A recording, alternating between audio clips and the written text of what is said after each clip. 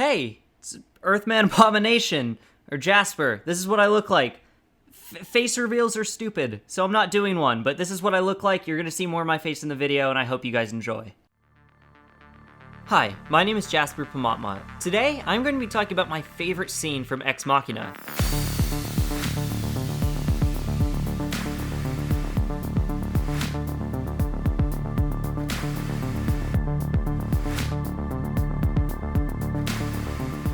But what is Ex Machina? Ex Machina is a tense, thought-provoking sci-fi thriller directed by Alex Garland in 2014. You probably don't recognize his name, but Alex Garland wrote a little movie, I don't know if you've heard of it, called 28 Days Later, aka the movie that reinvented the zombie genre back in the early 2000s. No?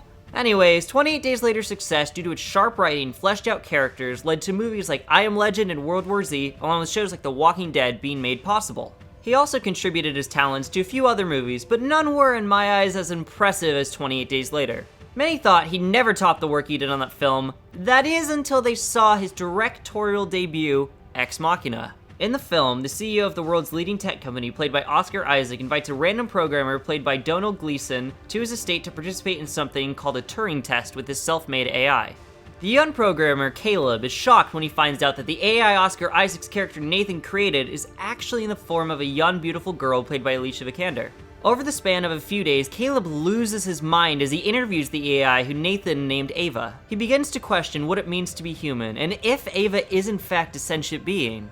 His decaying mental state is not helped by the mysterious Nathan, whose temper leads him to lash out at his own creation, tearing up the artwork Ava had made when she was left alone. Caleb, who has developed strange feelings for Ava, is confused why Nathan would lash out at his own creation. When looking for Nathan to confront him about this, Caleb runs into Nathan's less advanced other AI in the form of another young, beautiful girl.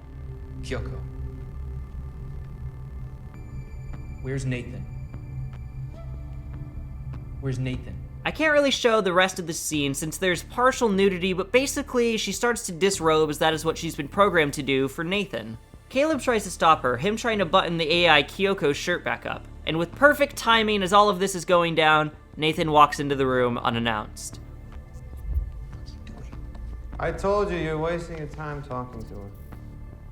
However, you would not be wasting your time if you were dancing with her. What follows is a scene I can't really describe in words. Nonetheless, I'll try. Basically, a film that's very serious in tone turns in a scene that on paper is in stark contrast with the rest of the film. It's a dance scene in which two of the main characters perform a choreographed routine somewhat comically. Well, almost.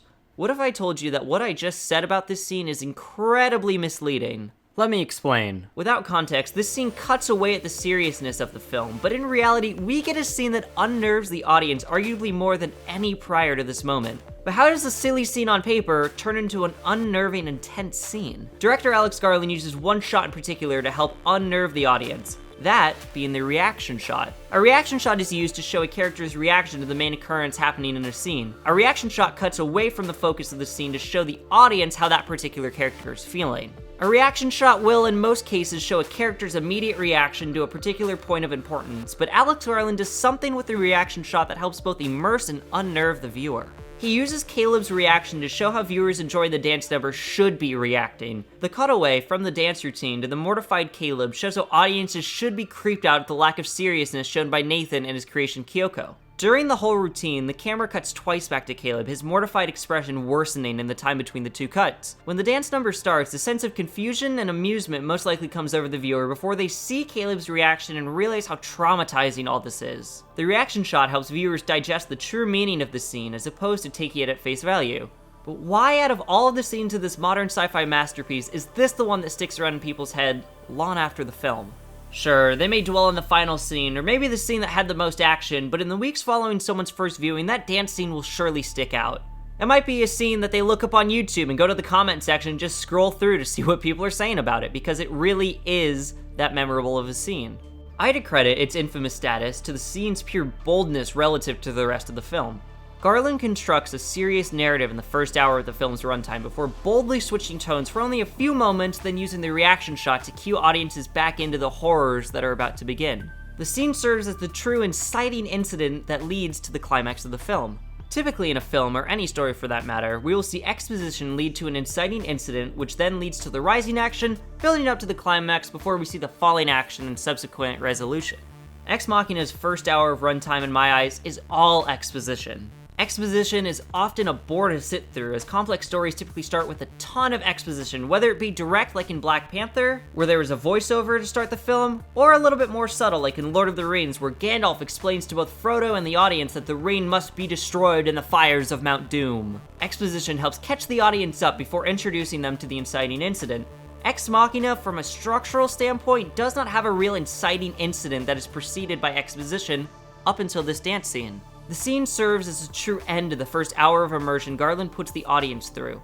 Simply put, this type of filmmaking from a story perspective is very, very bold, both in terms of the patience he must have at his audience and the sudden tonal shift, at least at first, that this scene comes across as. To make a somewhat silly, choreographed dance scene that serves as the true transition to the real meat of the film, unnerve the audience more than nearly any other scene in the film, it's something that's just so remarkable. A filmmaker's prowess is often measured in the amount of scenes he or she can get the audience to evoke the correct emotional response from. If a filmmaker fails to elicit the correct emotional response from his or her audience, more often than not, they're seen as a poor storyteller.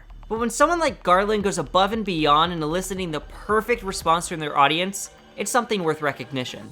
Whether it be by using clever shot selection or patient, thoughtful storytelling, Alex Garland hits a home run with Ex Machina, and the dance scene towards the middle of the film illustrates it perfectly. If you yourself haven't seen this film, I give it my highest recommendation. That's all for now. I'm Jasper Pamatmat. Thanks for watching.